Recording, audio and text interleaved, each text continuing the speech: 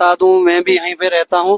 हमारा घर भी डैमेज हो गया है, तो यहाँ पे जो राशन थी सब तबाह हो गई। और जल्दी अगर यहाँ पे कंपनसेशन नहीं मिली और ये जो दीवारों का काम नहीं मिला, तो यहाँ पे लोग डर से रह भी नहीं पा रहे हैं। सर, आप क्या बोलना चाहेंगे? आपने ग्राउंड लेवल पे खुद आके देखा।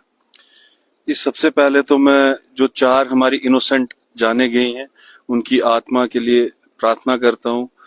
और जो एक हमें बॉडी नहीं मिली है तो उसके लिए भी मैं गुजारिश करता हूँ डिस्ट्रिक्ट एडमिनिस्ट्रेशन को। वो तो बेचारे सब कर रहे हैं काम, लेकिन जैसे आप स्निफर डॉग्स का यूज कर सकते हैं आर्मी के साथ कोऑर्डिनेशन करके।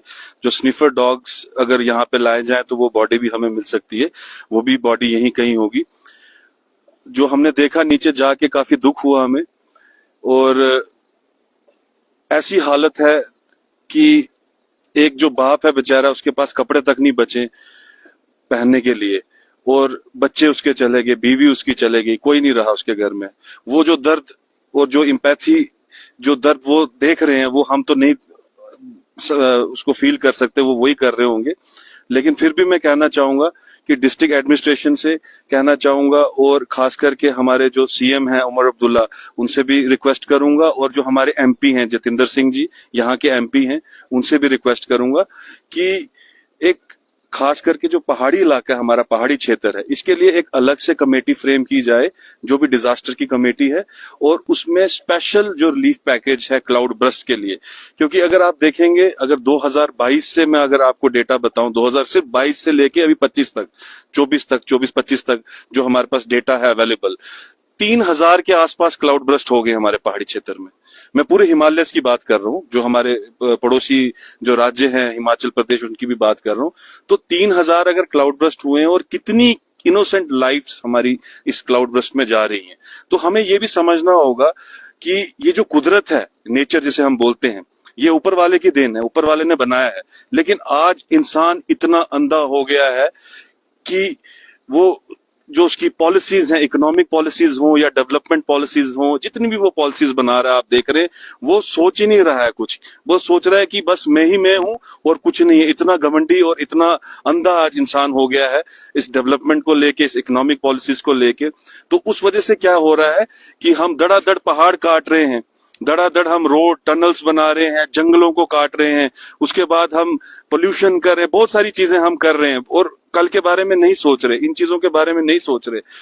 1992 में एक हमारी अर्थ समिट हुई थी, जिसको रियो समिट कहते हैं, आप भी जानते होंगे, सारे जानते होंगे। उसमें पूरी दुनिया के बड़े बड़े लीडर वहां पे बैठे थे, और एजेंडा 21 की बात हुई थी। एजेंडा 21 में ये हुआ था कि हमें पहाड़ों को कैसे बचाना है, क्योंकि जब भी क्लाइमेट चेंज होगा, इस चीज को समझना है। खास करके जो हमारे पहाड़ी लोग हैं, इस चीज को समझिए, और इस चीज के लिए आप एक्टिविज्म के लिए भी आगे आ जाइए।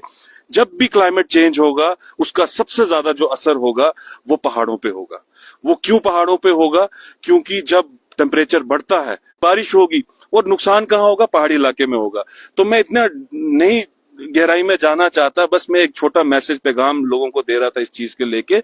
मैं इंतजामिया से और जो हमारा डिस्ट्रिक्ट एडमिनिस्ट्रेशन है, इनसे यही अपील करूंगा कि इंस्टेंट रिलीफ जो हो सकता है, जो इंस्टेंट रिलीफ, जैसे अभी मैंने कहा, जिसका बच्चे चले गए, कपड़े तक नहीं है पहनने के लिए, रहने के लिए मकान तक नहीं है, तो उसको इंस्टेंट रिलीफ जो है वो दिया जाए, उसको रहने का उसका ठिकाना बनाया जाए, उसको राशन दिया जाए, ताकि वो अभी जो त्रासदी का जो आफ्टरवर्ड जो पीरियड है अभी 3-4 दिन से, जो और आगे भी वो गुजारा कर सके।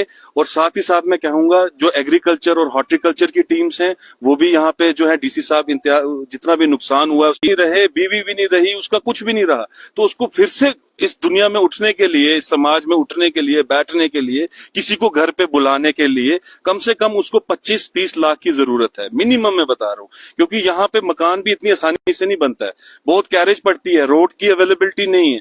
तो मैं कहना चाहूंगा सरकार से कि जिनके घर में जानी नुकसान हुआ है, उनको 25-25 लाख दिया जाए, और भी जिनके मकान चले गए हैं उनको भी 10-15 लाख, जितना भी हो सकता है पैकेज, वो दिया जाए, जल्द से जल्द दिया जाए।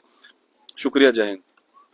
हमारे साथ जुड़े हुए थे अंकुर डोगरा जी। इन्होंने बताया ग्राउंड लेवल पे आके कि यहाँ पे कितना लॉस हुआ है, कितना नुकसान हुआ है, और जो जाने गई हैं